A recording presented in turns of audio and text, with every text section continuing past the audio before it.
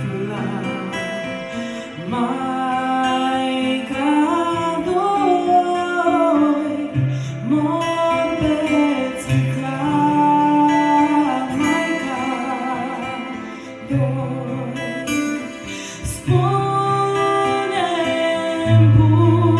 puiule de cuc, spune-mi, puiule de cuc, după care să mă duc, după care să mă duc.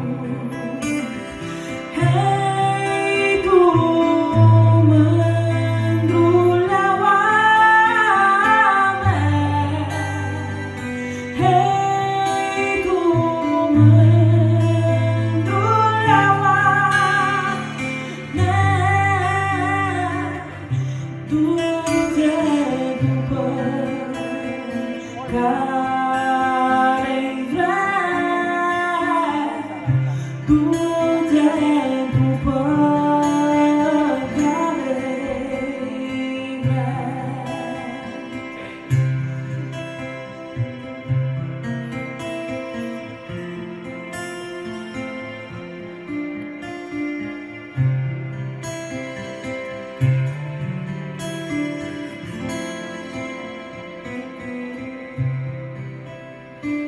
După ce frumos m-aș duce, după ce frumos m-aș duce, care-i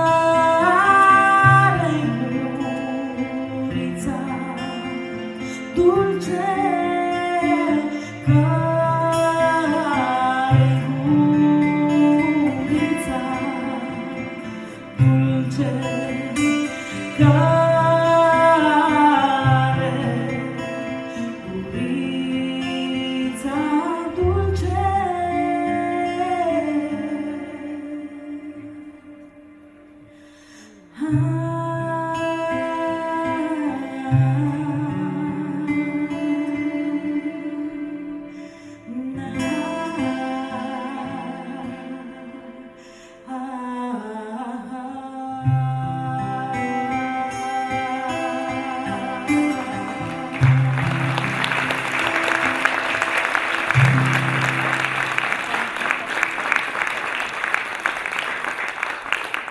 Mulțumim frumos! Atunci când am vorbit cu doamna Balog la telefon despre întâlnirea noastră din seara asta, ne-am gândit cum să-i punem spectacolului numele și m-am gândit că de dragoste și de dur e foarte potrivit. Okay. Ca să aleg niște cântece care toate exprimă dragostea într-un fel sau altul. Una este tinerească, așa cum e cea din Muceriță cu trifoi, cu dilema și așa mai departe. Alta este cea care va fi cântată în continuare și care se numește Roma Dorotii Mădori. Și sună cam așa. Și dacă aveți chef să cântați, Roma Dorotii Mădori, de durerea frunzelor. Dar putem și asta. Putem și așa.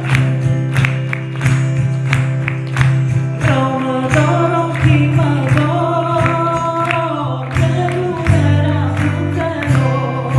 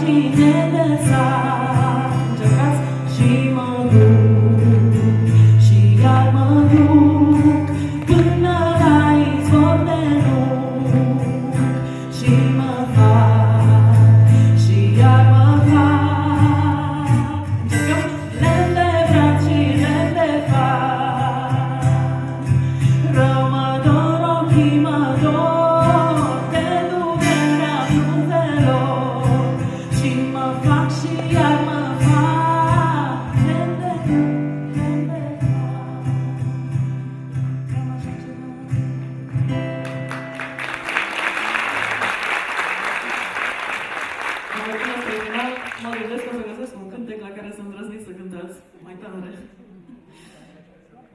Nu ăsta care urmează, că ăsta e... Ăsta e un moment al vieții prin care cred că am trecut toți, ăștia mai înalți, ăștia mai mici, să știți că urmează, nu scapă nimeni de el. E momentul în care zici că te doare carnea pe tine. Știți? Ați pățit. Da. Nu toți am pățit încă. Dar o să pățiți până la urmă, nu scapă nimeni de asta. Se numește Cât e cerul plin de stele și este scris de un om, fără prea multă școală, fără educație aleasă, dar cu simțire foarte puternică. Și se numește Cât e cerul plin de stele.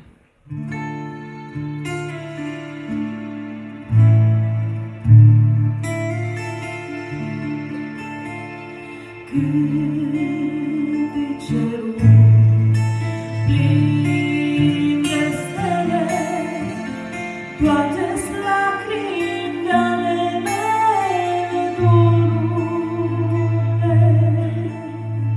Cât e cerul plin de stele, toate-s lacrimi ale mele.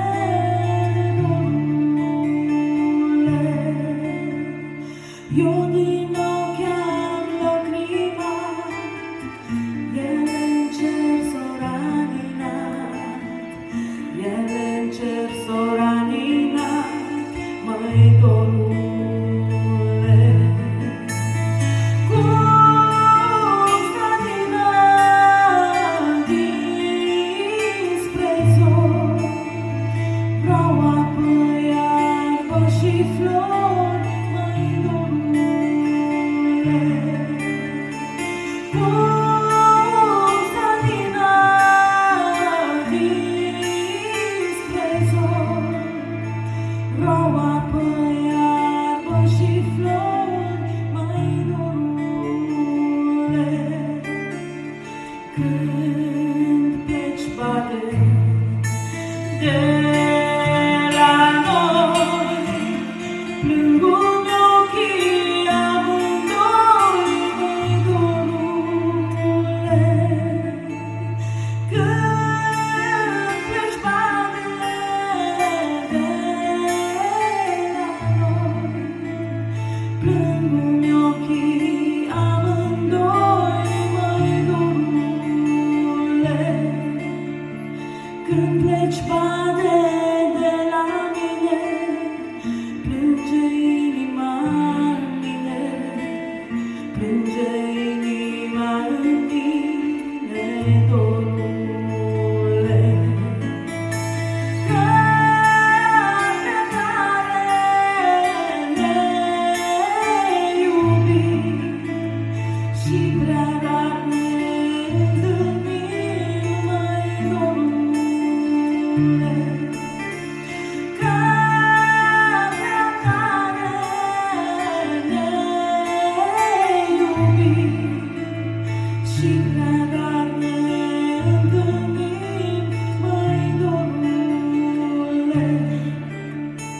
N-am crezut că oi ajunge când doi cânta să pot plânge, dorule. N-am crezut că oi ajunge când doi cânta să pot plânge, dorule. Dar iată că am ajuns să nu pot cânta de plâns, să nu pot cânta de plâns, măi dorule. Când inima prinde-am plânge, cu ochii n-o pot învinge, dorule. Când inima prinde-am plânge, cu ochii n-o pot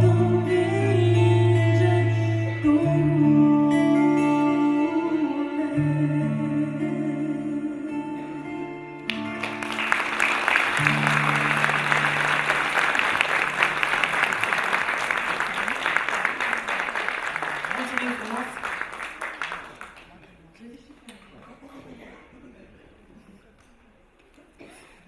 Zicea că știe și el, că o trecut și el prin asta. Eu am zis că nu scapă nimeni. Domnul care m-a aprobat mai devreme, așa e, nu? Există însă, la noi în Maramureș, știți, noi suntem foarte serioși. Noi și când ne distrăm suntem foarte serioși și când facem pălincă suntem serioși și când nu vreți să veți pălincă de la noi suntem foarte serioși. Că probabil dacă ați fost în Maramureș, ați văzut că nu există să intri într-o casă și să zici nu, că am băut deja. La mine n-ai băut.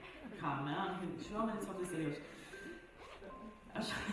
Așa și cântecul ce urmează, foarte serios și este tot un moment al dragostei, în momentul în care femeia este foarte hotărâtă și serioasă, că firește este la Vădit la Mureș și se numește Trecui dealul la băiuț.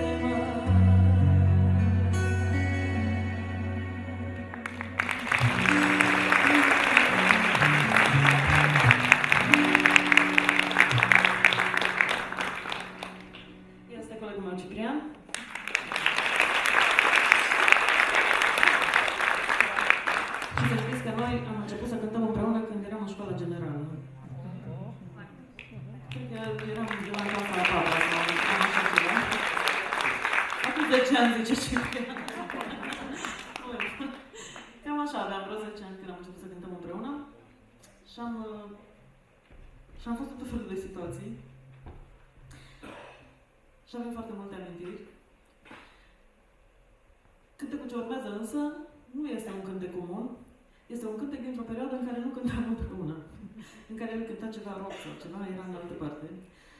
Însă e un cântec pe care l-am scris împreună cu Daniel, cu tatăl fetei mele, și care se numește Lioară, Lioară. Și mă gândesc că la refrenul ăsta, dacă vreți, am putea să încercăm să cântăm împreună? Ce ziceți? Facem o probă așa, de început? Că știți în ce? Când mă duc acasă o să zic, mama, a fost o zăbăzie, au cântat toată sala cu mine, știți?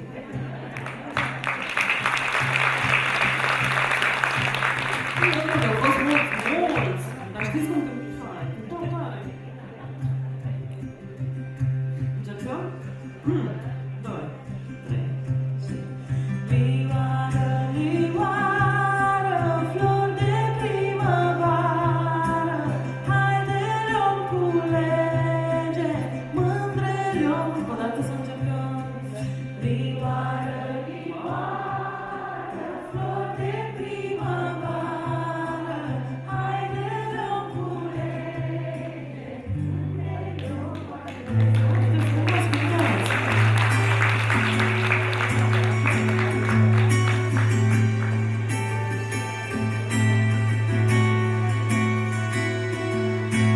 Vine de cu seară și mă cheamă iară, zburător robit, mă chem la iubit.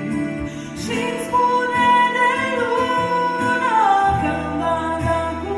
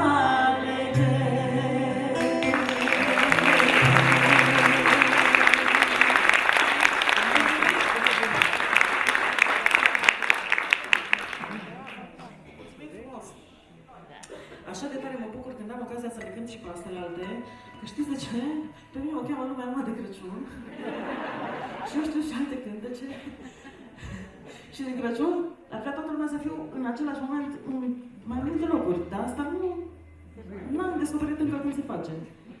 N-am găsit butonul ăla care să mă facă să fiu în mai multe locuri în același timp. Însă știu sigur că pe 26 decembrie o să fiu în Slobozia.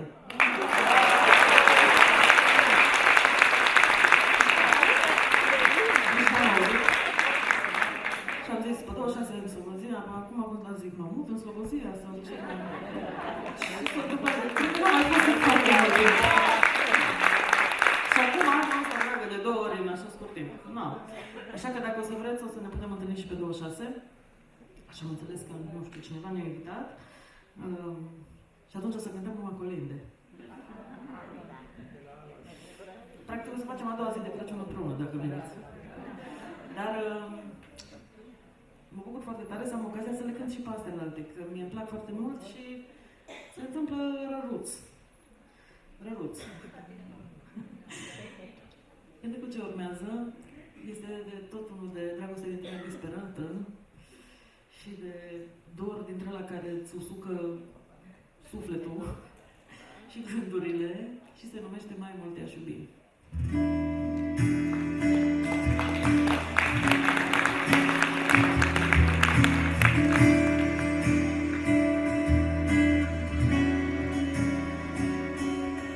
Asta nu cred că știți, că nu a fost așa de des cântat. Iată, dar e unul dintre favoritele mele.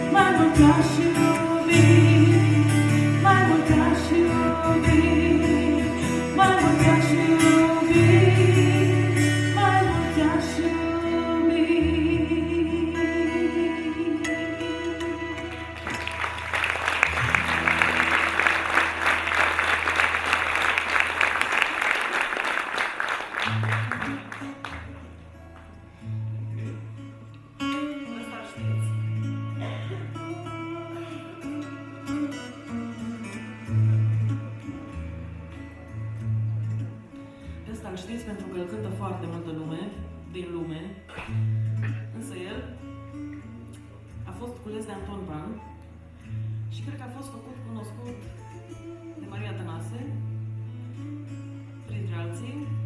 Mai pe nou, mai pe modern, există și niște formații străine care le cântă. În fine, îl cântăm și noi. Care la astea cu iubirea ne băgăm întotdeauna. Și sună așa. Iată, dacă aveți chef să cântați, simțiți-vă ca la mine în sufragerie.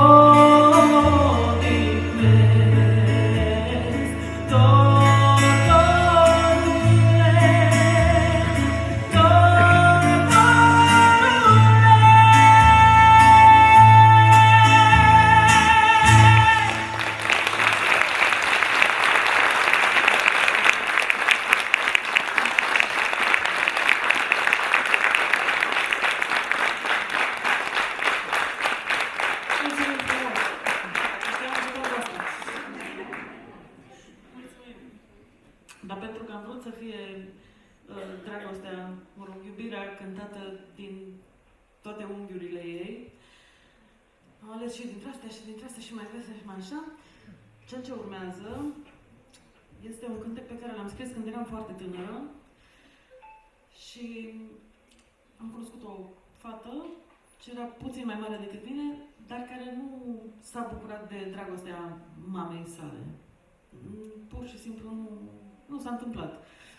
Cum, mă rog, se mai întâmplă, că până la urmă am auzit la un moment dat pe cineva zicând că e foarte normal ca părinții să-și iubească copiii. Așa e normal. Dacă nu se întâmplă, nu se întâmplă și până la urmă nu e niciun fel de tragedie. Și asta mi-a dat de gândit foarte mult. Și am scris cântecul ăsta, care se numește Ai fi putut să fii. Pentru că eram foarte tânără, n-am îndrăznit să o abordez pe doamna care era mama acestei fete, dar m-am gândit că dacă o să audă cântecul ăsta, poate că o să simtă că e cumva scris pentru ea. Așa că nu e unul foarte cântat, nu l-am cântat foarte des, l-am cântat mai degrabă în spectacole de felul ăsta, unde eu pot să vă văd și pot să vă miros și pot să vă văd respirând sau dacă sunteți atenți sau nu. În spectacolele unde e foarte multă lume, cântecul ăsta nu-și are locul. E un cântec foarte intim și care cred că se potrivește perfect în seara asta, în întâlnirea noastră. Se numește Ai fi putut să fii.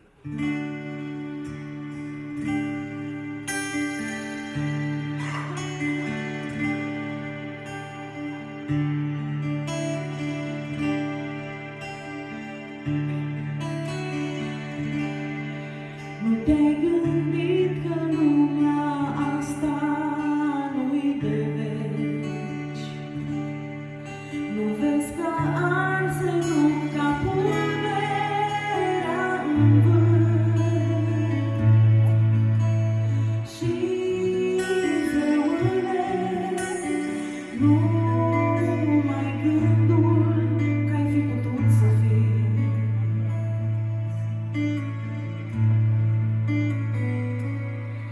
Nu ți-ai dorit nici când să vezi altfel de lume.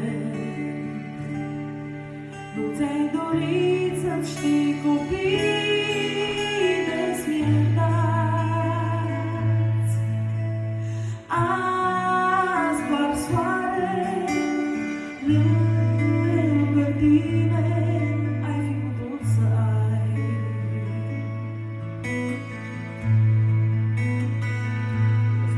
Și glasul tău acum vezi abia adie.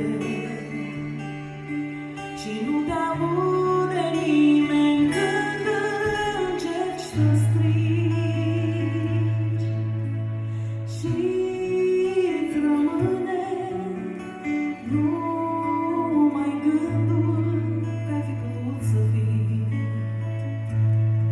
ce-ai fi putut să fii.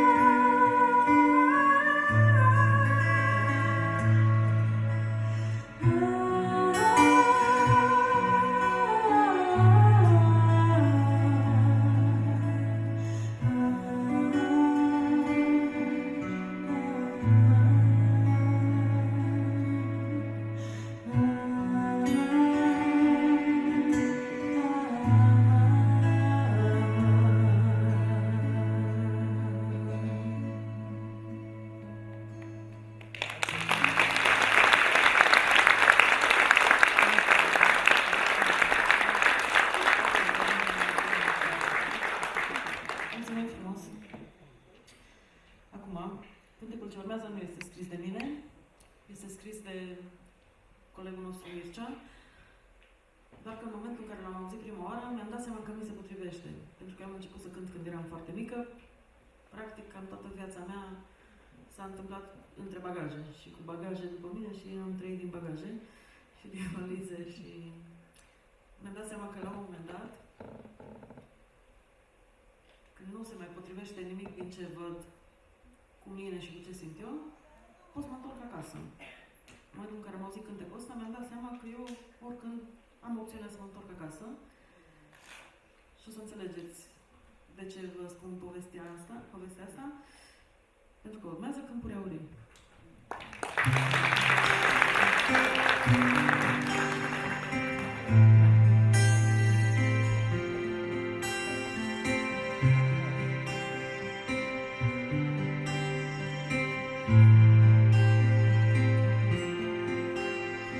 Anunț simțuri bizare și mașini urlând, parvace și stâlpi de beton. Femei ușoare, aerul vibrând, reclame în lumini de neon. Ziare de seară și calmul perfid, cercetorii lipsiți de noroc. Prețuri ce zboară, un carnet de partid, cântăreți din loc în loc.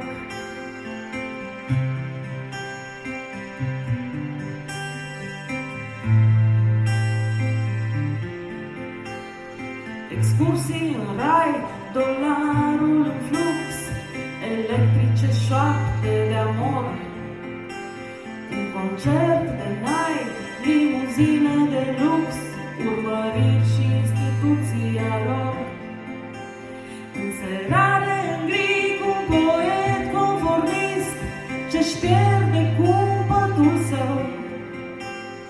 Cadență ca chi, cetățean optimist și nevoia mea de zâmbetul tău. Și dacă în toate astea nu voi regăsi,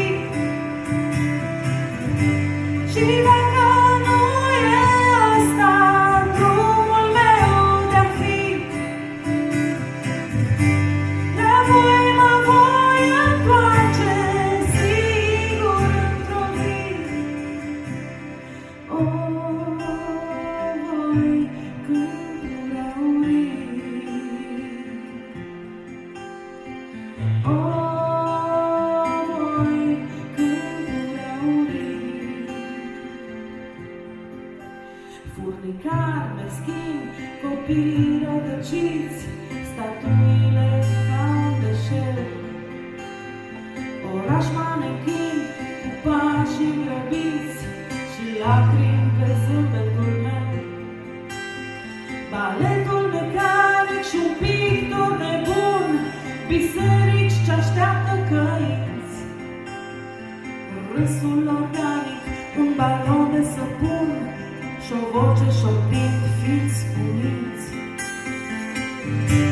Și dacă toate astea nu voi regăsi, și dacă nu e ăsta drumul meu de-a fi,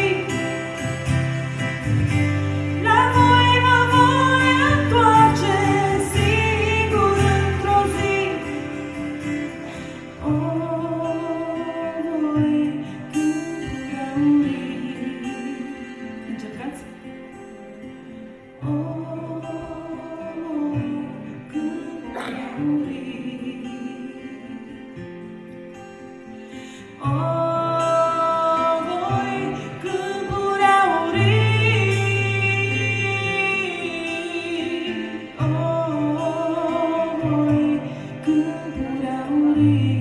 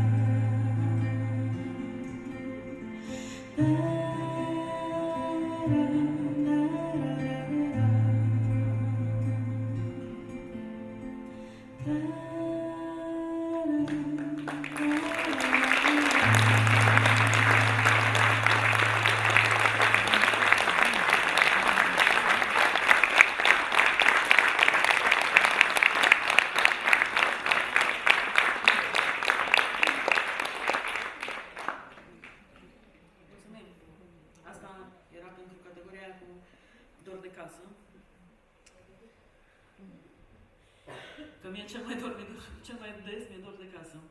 Că tot timpul sunt altundeva decât acasă. Că așa ne lasă Dumnezeu pe unde să facem și drumuri de felul ăsta. Însă o să mă întorc cu cântecul ce urmează în Maramureș, că deși am stat mai mult în București decât am stat în Baia Mare, cumva tot în Maramureș e acasă. Eu din Baia Mare am plecat după ce am terminat liceu și am plecat la facultate, dar dacă mă întreabă cineva de unde ești, eu zic din Baia Mare, nu zic din București. Că în Baia Mare am născut. Iar cântecul ce urmează nu este din Baia Mare, ci este dintr-unul din satele din apropiere, unde există o populație total diferită de ce avem noi în rest în Maramureș. Și au o muzică diferită și vorbesc diferit. Vorbesc cu un ușor accent moldovenesc, sau, mă rog, au multe cuvinte care se folosesc mai degrabă în zona Moldovei. Muzica e diferită de tot ce avem noi în Maramureș și au și niște obiceiuri, puțin altfel decât avem în Maramureșul istoric, de exemplu. De acolo este cântecul ce urmează, care este un cântec de cătănie. Pleacă băiatul la război și, mă rog, ce se întâmplă o să auziți în Sub umbreiul nucului.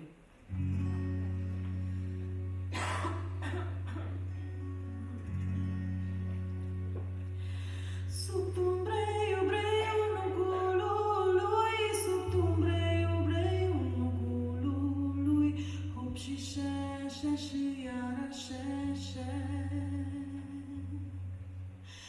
Este un papat mândru de brad-bradu, este un papat mândru de brad-brad, hop și șeșe și iară șeșe. Da-mi papat cine culca catul, da-mi papat cine culca cat, hop și șeșe și iară șeșe.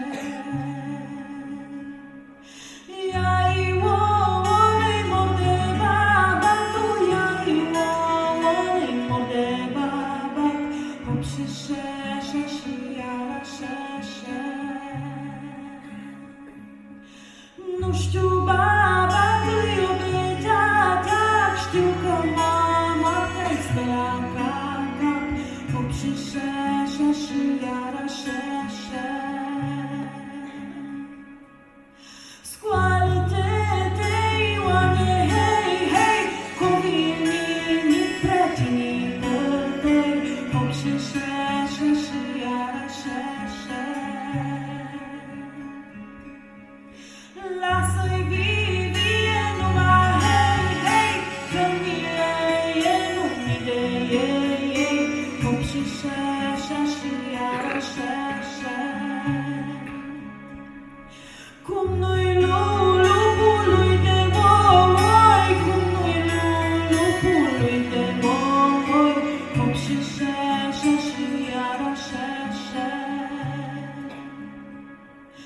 Paște oara i-am bătătutură, vine lupul și ne-o fură, hop și șeșe și iară șeșe. Trandafiri de păcetate, trimit mândri sănătate, hop și șeșe și iară șeșe. De sapu purta neamțul biblie, cătănii sa el cu mine, hop și șeșe și iară șeșe. De sapu purta neamțul rău, calea și codruia meu, hop și șeșe și iară șeșe. Sub umbreiul nucului, sub umbreiul nucului, hop și șeșe și iară șeșe. Sub umbreiul nucului, sub umbreiul nucului,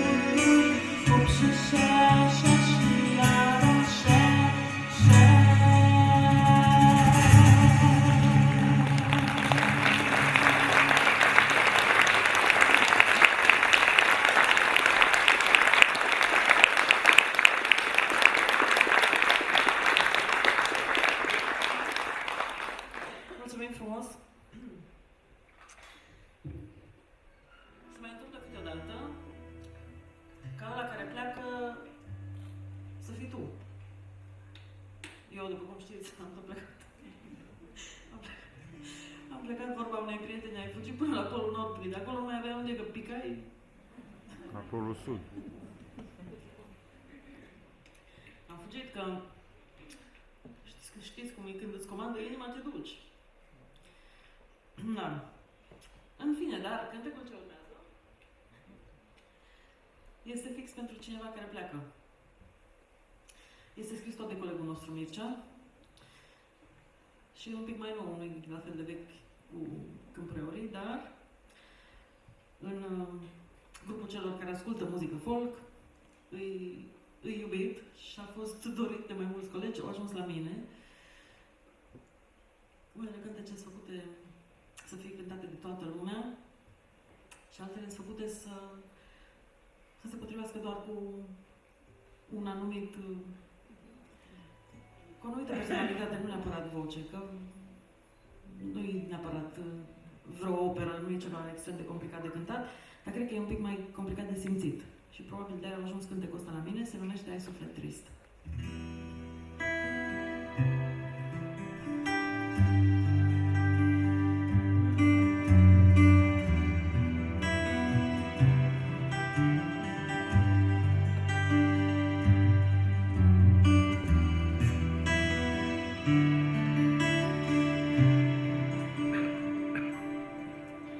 Ai suflet trist, mi-ai spus când ai plecat. Suflet nefericit și însingurat. Suflet mut de nepătruns și pe deasupra demodat. Ai suflet trist, mi-ai spus când ai plecat. Suflet mut de nepătruns și pe deasupra demodat. Ai suflet trist, mi-ai spus când ai plecat. Deasupra noastră cerul fără nori. Eu mă gândeam că într-o zi te învăț să zbori. Eram paznic bun de stele, eram vânt înaripat. Ai suflet trist, mi-ai spus când am plecat. Eram paznic bun de stele, eram vânt înaripat. Ai suflet trist, mi-ai spus când ai plecat.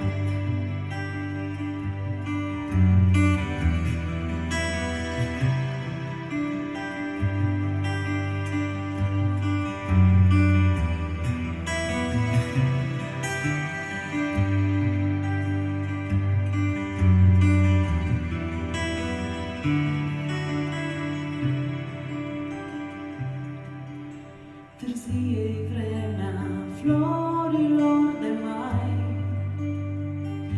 Tu n-ai găsit niciun motiv ca să mai stai. Nici nu ți-ai întors privirea, vocea nu ți-a tremurat. Ai suflet trist, mi-ai spus când ai plecat. Nici nu ți-ai întors privirea, vocea nu ți-a tremurat. Ai suflet trist, mi-ai spus când am plecat.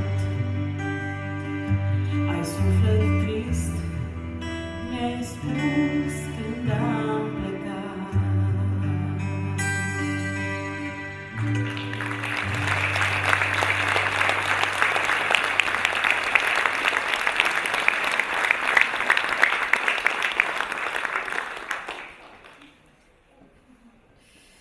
Zice Ciprian că încet, încet ne apropiem de finalul întâlnirii noastre de azi.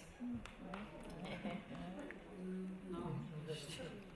Știu numai că am auzit-o pe doamna directoare spunând la început că aveți în fiecare zi evenimente, prilejurile de salonul de carte.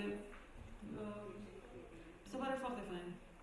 Acum știți că noi circulăm mult prin țară, dar nu se întâmplă peste tot așa fain. Nu, vă zic.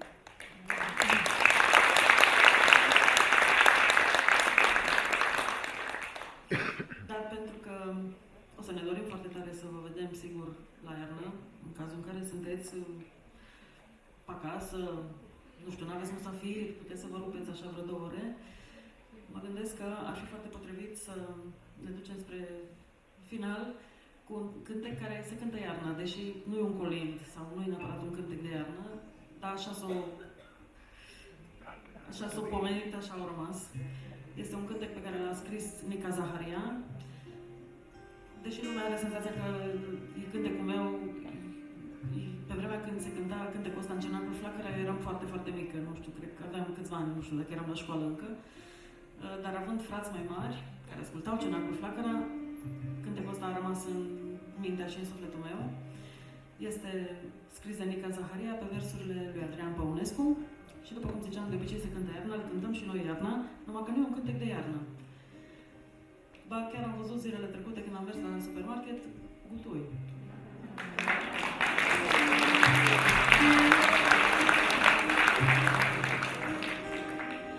Dulce galbenă lumină, cum și eu băla eram, ne-a pus mama o gutuie ce se coace încet la geam.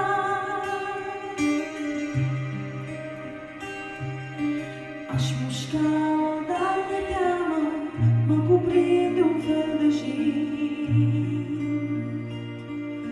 Și acum când trece anul, parcă o simt îmbătrânit.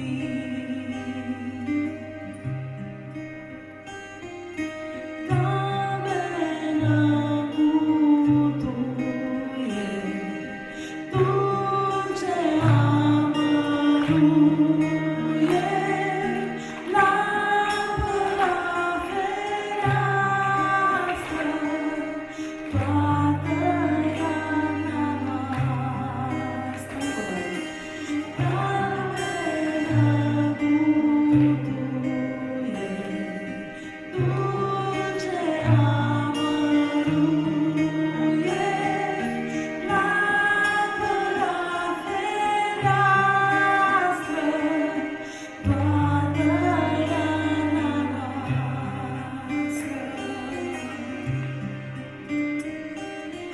mama mea n-avea beteală, nici cadouri și nici stea.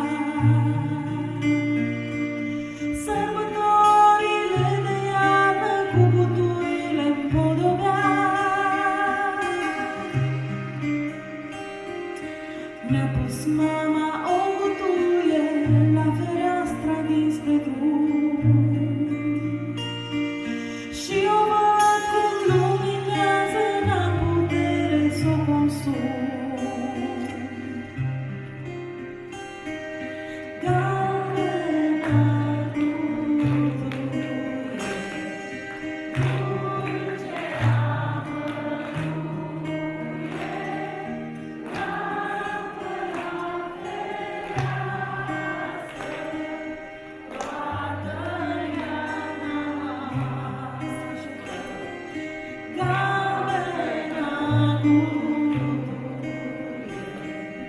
dulce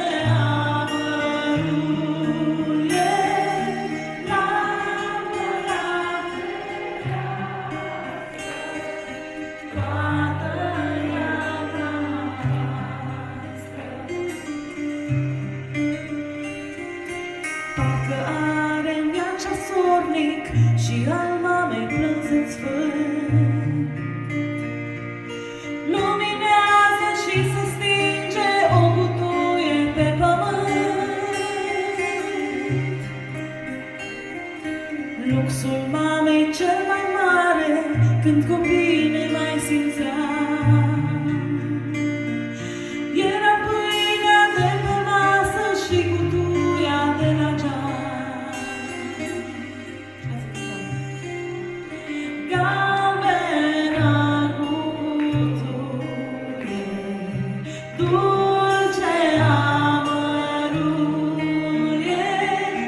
lampă la fereastră, toată iarna noastră. Mai tare un pic. Galbenă gutuie,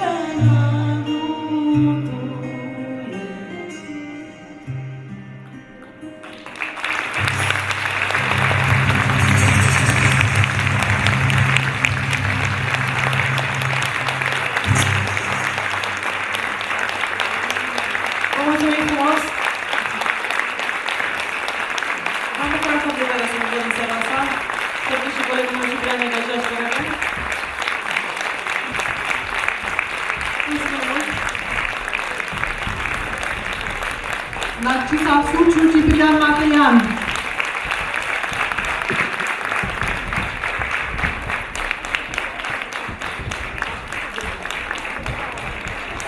Aplauze pentru cei doi soltiști. Mulțumim tare mult!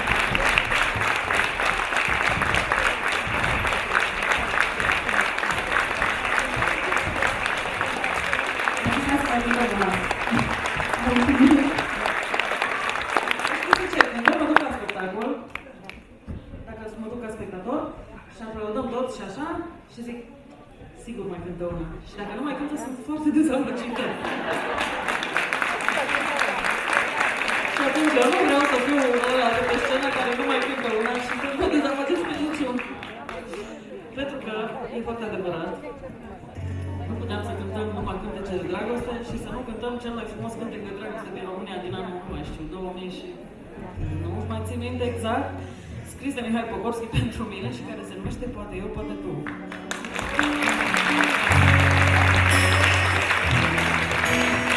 Să mă ajutați un pic de toate. Încercăm? E complicat un pic, dar nu? 4 minute. Poate eu, poate tu, când spun da, tu spui nu. Cine oare a iubit mai mult, nu vom ști niciodată. Poate tu, poate eu, poate sufletul meu n-a știut să răspundă vreodată.